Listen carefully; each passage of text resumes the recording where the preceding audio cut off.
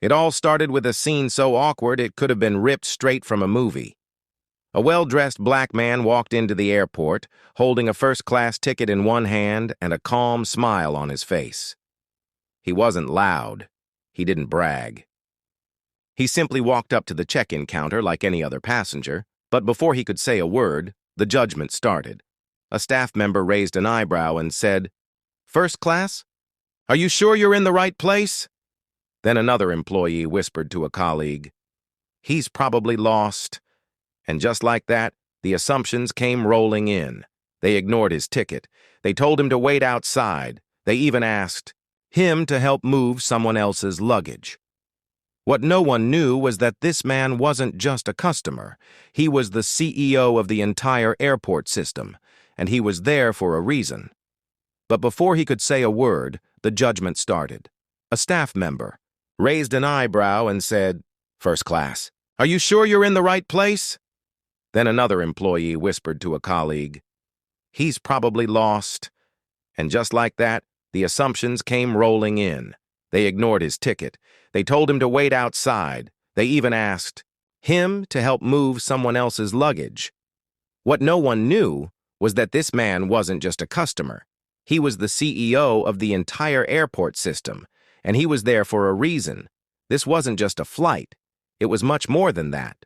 It was an undercover test, one that would reveal the harsh truths of discrimination in the very place where people should feel the safest, an airport. The CEO of the entire airport system had been receiving numerous complaints over the years. Reports from passengers of color who claimed they had been treated unfairly. These stories painted a grim picture of passengers being ignored, dismissed, or even humiliated simply because of the way they looked. Some were told they didn't belong in first class. Others were treated like they didn't have the right to be there, or worse, asked to move or carry luggage that wasn't theirs. These complaints had reached a breaking point, and the CEO knew he needed to find out for himself. But instead of doing what any ordinary executive would do, issuing a memo or launching a formal investigation, he decided to experience it firsthand. He didn't announce his presence. He didn't send any formal notice to the staff or management. No one knew he would be there. He wanted to see the unfiltered truth, away from any chance of staff altering their behavior simply because a senior executive might be watching. Dressed like any other regular passenger, he blended in perfectly. No flashy suit, no bodyguards in sight, just a simple, well-tailored outfit and a first-class ticket in hand. He didn't carry a briefcase, nor did he have any form of identification that would suggest he held such power. It was an experiment, a test to see how the staff would treat someone who didn't look the part. Would they assume he was lost? Would they treat him as less than a paying customer simply because of his appearance? As he stepped through the entrance of the terminal, he was struck by how invisible he felt. At least, that was the first impression. The fact that no one seemed to notice or recognize him at first felt almost eerie, but it wasn't long before he was struck by something far more disturbing: the immediate assumptions being made about him. The first encounter came when he approached the check-in counter. The staff member, a young woman, glanced up at him briefly, then back down at the computer screen. "First class?" she asked, her voice dripping with skepticism. He nodded calmly, presenting his ticket. But the moment she saw the name on it, her face twitched slightly. Without a word, she raised an eyebrow, clearly doubting his presence. "You're sure about that?" she asked, almost condescendingly. He tried to keep his tone neutral. "Yes, I am sure. Here's my boarding pass," he repeated. But she didn't take the hint. Instead, she hesitated for a moment, then turned to a colleague standing nearby. "Do you think he's lost?" she whispered, loud enough for him to hear. He could feel the sting of her words. He wasn't a person in that moment. He was an assumption. He didn't say anything. He didn't argue. He simply stood there silently watching as they talked about him like he wasn't standing right there. Then, to make matters worse, another staff member approached him and asked, "Can I help you with something? Are you sure this is where you're supposed to be?" It was a question he didn't think he would ever hear while holding a valid first-class ticket. But they didn't seem to care. They didn't seem to see the person in front of them. Instead, they saw a black man in first class, and in their minds, that simply didn't match. The situation took a strange turn when another flight attendant walked by and eyed him suspiciously. She didn't even stop to ask if he was having an issue. She just stared, like he was an imposter. Then, the most humiliating part happened. The flight attendant, without any real reason or explanation, asked, "Hey, could you take this passenger's bag up to the counter for me?" "Thanks." He was stunned. He was treated like a porter, nothing more than a staff member for someone else's luggage, and yet, he said nothing. He didn't call attention to the fact that he was a paying customer. He didn't shout or get angry. He simply watched as the staff continued to assume things about him that weren't true. He watched as their actions exposed a deep-rooted bias, one that had nothing to do with who he was or what he'd paid for, and everything to do with how he appeared. He was a test subject now, and the staff didn't know it. But he was paying close attention to every moment. The most surprising part was that he didn't lash out. He didn't confront them or demand an apology. Instead, he took it all in, silently observing how the staff responded to him. As the minutes passed, it became clear. They assumed he was in the wrong place. In their eyes, a black man in first class had to be lost or lying. He wasn't a legitimate passenger, and they made it painfully clear that they didn't think he belonged. There were whispers, glances, and outright judgment, but it wasn't. Until much later that the CEO realized the true significance of what was happening. As he made his way toward his seat, he couldn't help but wonder, would the treatment have been different if he looked more like the typical business-class traveler they expected? Would they have questioned him if he were white, or if he had appeared more professional? His questions were left unanswered as the biases played out in front of him, each one more revealing than the last. As the plane eventually took off, the CEO sat silently, taking in all that had happened. This wasn't just about his experience. It was about every person who had ever been misjudged, ignored, or mistreated because they didn't fit someone else's expectations. And deep down, he knew what came next would change everything, and it didn't stop there. The first whisper of judgment came before he even reached his seat. As he stepped into the first-class cabin, dressed modestly and carrying nothing but a worn leather bag, eyes turned. There was a pause in the flow of passengers. Silent glances were exchanged, subtle but sharp, all asking the same unspoken question. What is he doing here? Then came the words that cut through the cabin like a blade. One flight attendant saw him settling into his seat and loudly declared, "Sir, this section is for paying customers only." She didn't check his ticket. She didn't ask. She just assumed. Her expression shifted to a smirk, a forced chuckle rising in her throat. "This must be a mistake," she said with disbelief. Still, he said nothing. He simply took the pass back and returned to his seat. But the humiliation wasn't over. A few rows back, another passenger, a woman who had witnessed the entire interaction, spoke up. Her voice, soft but firm, cut through the tension. "He showed you his ticket. Why are you treating him like this?" The flight attendant's expression hardened.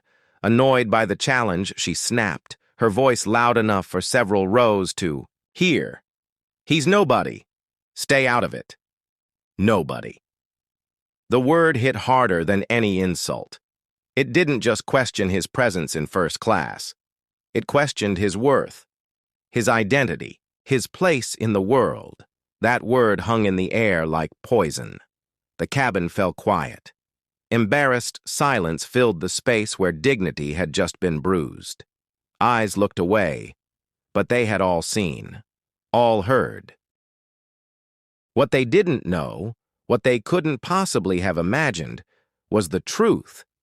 Because this nobody, the man they had dismissed so quickly, held more power than anyone else in that aircraft.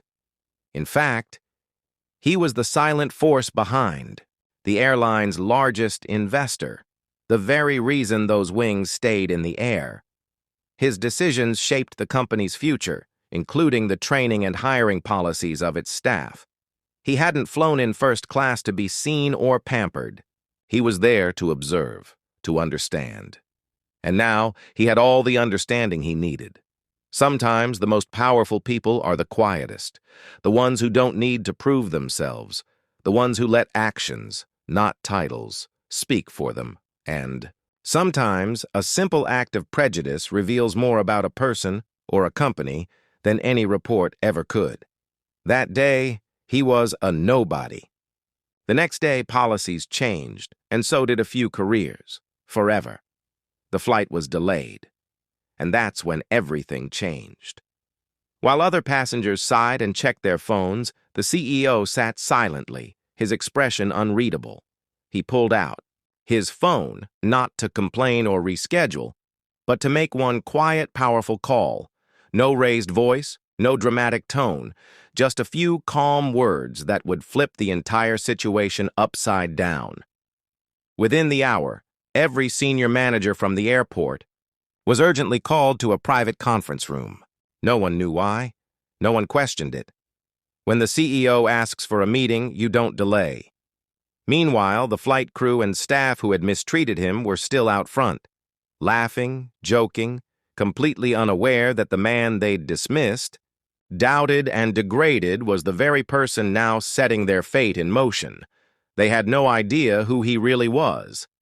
And then everything came to a halt. As the staff continued chatting near the gate, the CEO reappeared. But this time, he didn't look like a regular passenger.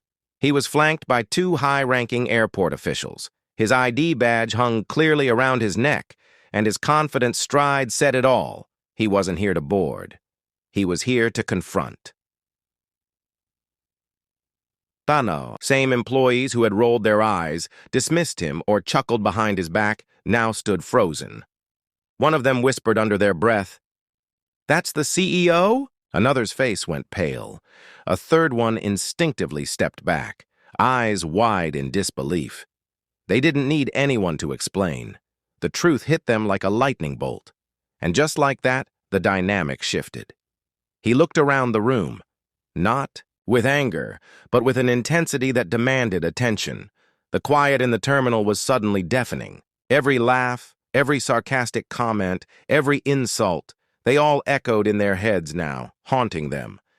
Then, in a calm but firm voice, the CEO said the words that would stay with them forever. "You've all just failed a test that millions of people trusted you to pass."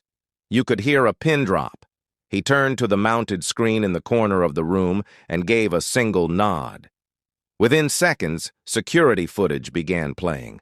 There it was, raw, unedited proof. Video clips showed each moment in crisp detail. The rude stares, the dismissive tone, the moment someone asked him to carry luggage, the way they questioned his presence. Every action, every word, now projected in front of the people who had once felt so confident in their behavior. No one spoke. No one moved. Their own actions were now the evidence. The CEO didn't yell. He didn't have to. The footage spoke louder than any words could. He let the silence linger, heavy with realization. Then he said, "If this is how you treat one of your own, someone with power and privilege, imagine how you're treating everyday passengers. Imagine how many voices we've ignored. That ends today." And just like that, the meeting, and their comfort, was over. After the footage ended, he didn't yell. He didn't argue. He didn't raise his voice even once. He simply stood there, looking at the staff who now avoided his eyes, the same ones who hours earlier had mocked, dismissed, and belittled him. And then, in a voice calm enough to silence an entire room, he said, "I was treated as less because of how I look, not because of what I paid. Not because of how I behaved, but because of my skin and your assumptions. This is exactly what we've promised to protect passengers from." There was a pause. No one could say a word. The weight of his truth sank in deeper than any punishment ever could. And then came the announcement no one expected. Effective immediately, this entire crew is suspended. Investigations will follow. You could feel the air shift in the room. The same employees who had laughed at him, rolled their eyes, and whispered behind his back were now being escorted out. Security, quiet and professional, stepped in and began, guiding them away one by one. Their heads were lowered, their confidence gone. And as they passed through the terminal, they were watched by the very people they had judged. Some passengers stared in disbelief. Others clapped. A few recorded the moment on their phones. It was justice, not in the loud, dramatic way movies portray it, but in the quiet, undeniable way that hits hardest. But the CEO wasn't done. He turned back to the remaining managers and said something that made everyone stand a little straighter. This was never about punishing a few bad apples. This is about fixing the entire system that lets this behavior happen in the first place. Then he laid out his next move. A full review of hiring practices would begin immediately. Not just checking resumes, but evaluating who was being hired and why. Were employees being chosen for their skills or just their ability to fit in, with a biased culture? Next, he ordered mandatory bias training for all staff. Not the usual check-the-box kind.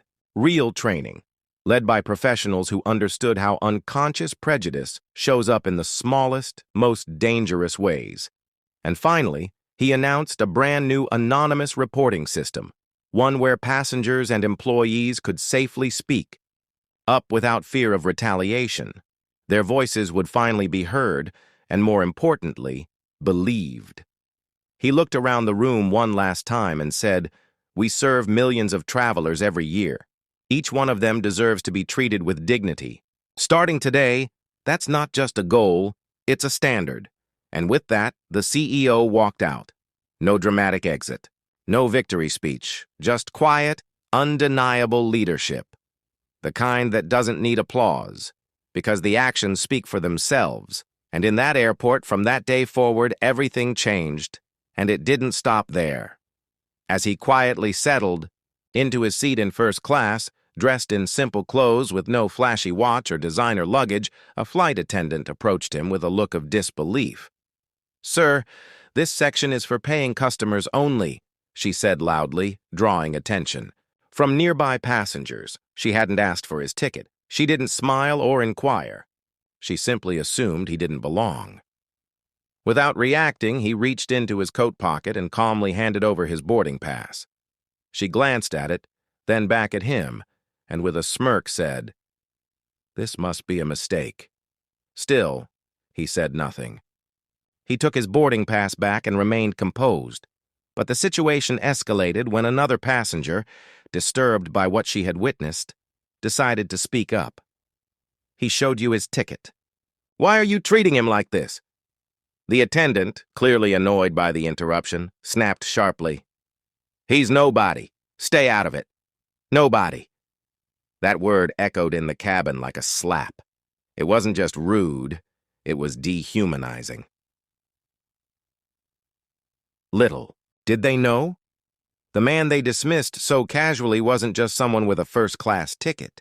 He was the CEO of a major partner company, a silent observer, a leader who believed in seeing things for himself. He hadn't spoken much that day. He didn't need to, because by the next morning, memos were sent, meetings were held, and quietly, without headlines or applause, things began to change. Nobody, it turns out, was somebody after all.